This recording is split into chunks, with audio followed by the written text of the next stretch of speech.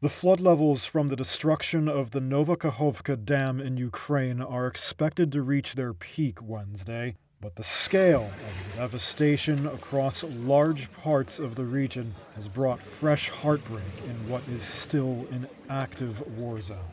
It's now threatening a new wave of homelessness, disease, toxic chemical contamination, and even warnings of floating landmines in this ecological disaster.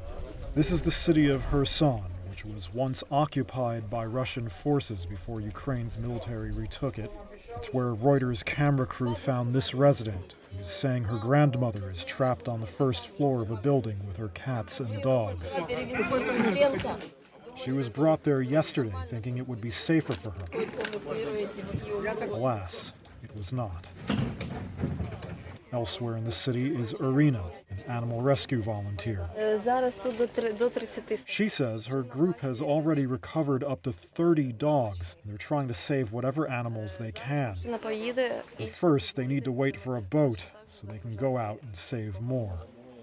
Russian state media are reporting that although the water levels may have peaked, the floods are expected to remain for up to 10 days. The long-term damage is another matter. Ukraine's government says the destruction of the dam, which it blames on Russia, is threatening to leave hundreds of thousands of residents without access to drinking water.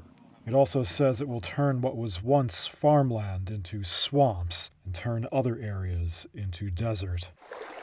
Russia blames Ukraine for the disaster and has imposed a state of emergency in the areas that it controls, such as this town, Kahovka, where the destroyed dam is.